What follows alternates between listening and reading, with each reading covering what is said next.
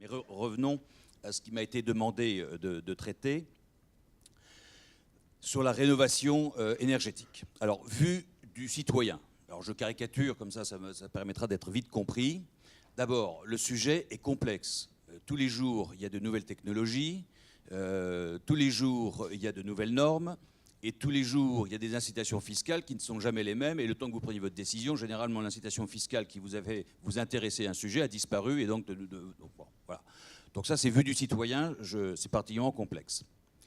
Deuxième difficulté pour le citoyen, c'est véritablement savoir ce qu'il faut pour lui. Et puis, dernière question, quand bien même je sais dans quel état est mon logement, j'ai les préconisations techniques, how much, et comment je fais pour me solvabiliser ou solvabiliser les travaux. Ça, c'est vu du citoyen. De l'autre côté, vu du marché, des entreprises ou des énergéticiens, enfin tous ceux qui sont, à un titre ou un autre, intéressés à ce marché émergent. Le particulier apparaît comme une opportunité et on vient l'importuner, je le dis et je le redis, et j'attire l'attention des uns et des autres par des démarches commerciales assez agressives. Et qui veut placer sa chaudière à condensation dira que c'est la solution. Qui veut placer ses panneaux solaires dira que pour la situation de la dame ou du monsieur, bah, c'est ça qu'il faut. Pour qui veut sa pompe à chaleur, etc., etc. Et donc on a, par effet boomerang contraire, un effet rejet de ces questions-là, puisque je dirais le mode commercial est assez agressif. C'est monoproduit généralement, et c'est pas en regard d'une situation objective, mais c'est parce que tout le monde a le meilleur produit qui soit pour la situation de la personne. Et donc il y a une espèce de défiance, bon, je le dis parce que je reçois des courriers, parce qu'on a des plaintes, parce que les associations de troisième âge nous disent mais, monsieur le maire, ça suffit. Donc, bon. Et donc quand on est à la charnière d'un citoyen particulier qui est un peu perdu, et d'un marché émergent qui essaye de conquérir des parts de marché, là, on est sur une situation de blocage. Et donc, c'est là que je pense que l'élu, enfin j'en ai la conviction, doit et peut être ce que j'appelle le tiers de confiance. Bien.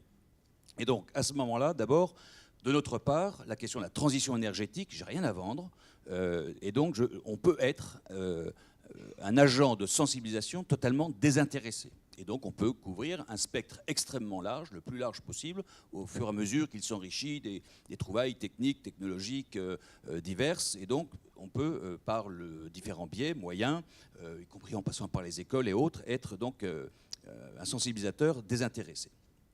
Ensuite, au regard de la situation personnelle des particuliers, eh bien, on peut être amené à pouvoir faire des bilans objectifs de la situation. Nous avons, avec Carole qui m'accompagne, un ingénieur thermicien qui vient faire des audits au domicile des personnes avec des moyens relativement sophistiqués. On sait à quoi s'en tient. La personne sait la situation de sa passoire. C'est passoire par le toit, passoire par les fenêtres, passoire par les murs, passoire par ce que vous voulez, par la chaudière qui a 40 ans ou par toute autre chose. Bien. Ensuite, on peut mettre, je dirais, faire un certain nombre de préconisations où on laisse la liberté de choix, bien sûr, de l'entreprise, même si on essaye, nous, de qualifier notre réseau d'artisans pour qu'ils puissent appréhender ce marché en ayant toutes les habilitations, les labellisations nécessaires, mais liberté de choix. Et quand bien même vous savez l'état technique de votre bâti, vous avez des préconisations techniques, vous avez identifié des entreprises labellisées, sérieuses, et dont les devis ont pu être éventuellement expertisés pour voir s'il y a de l'abus ou pas d'abus, reste la question de la solvabilisation. Si vous avez la chance de tomber dans un programme ANA quelconque, tant mieux, c'est quand même complexe ces dossiers, donc la collectivité peut aider. Et lorsque la collectivité, ce qui est notre cas, a pu contractualiser avec un 1% patronal, qui fait ou de la subvention ou du prêt à taux zéro, et étudier de telle manière que les économies d'énergie faites par la personne permettent de couvrir les mensualités de l'emprunt. Et donc que l'on se préoccupe de la solvabilisation des personnes, eh bien, il y a plus de chances d'avoir le passage à l'acte.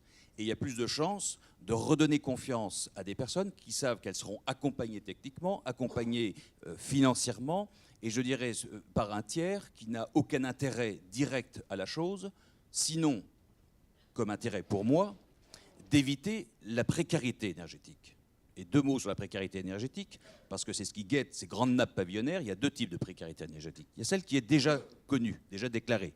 Ce sont les gens qui viennent au CCAS, voir les assistantes sociales, et qui disent « je ne peux plus payer ma facture d'électricité, de gaz ou de fuel, etc. » Bon, ça c'est classique.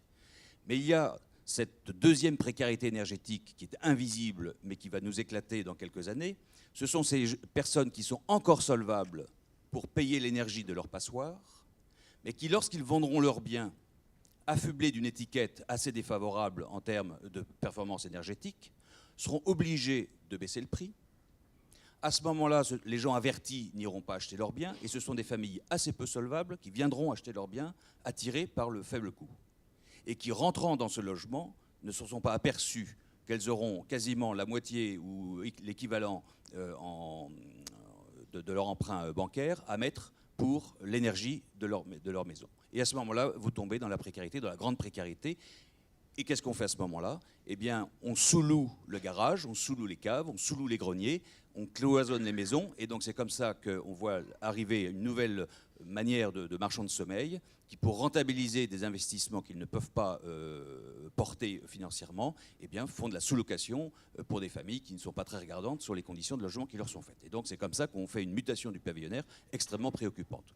Donc, ça, c'est un aspect que j'indique, ce n'est pas le cœur de notre débat, mais c'est un des intérêts qu'une collectivité peut légitimement avoir, dès lors qu'elle s'est positionnée par ailleurs en tiers de confiance pour pouvoir justement entre le citoyen un peu perdu, parce que ça va très vite votre affaire de transition énergétique sur le plan technique et autres, sur la question de la solvabilisation, parce que le passage à l'acte, c'est la chose la plus difficile à obtenir d'un particulier, comment nous, on peut accompagner sur tous les plans de la chaîne. Et puis, autre chose que l'on peut faire, c'est permettre une exposition de l'ensemble des partenaires de la transition énergétique par des salons, par des colloques, etc., où l'ensemble de la proposition est là et où le citoyen qui se déplace eh bien, a une vision différenciée, objective, peut comparer, etc. Et on n'est pas sur des campagnes strictement commerciales qui, je dirais, ne règlent que des objectifs commerciaux, mais pas forcément des objectifs beaucoup plus globaux en termes de connaissances.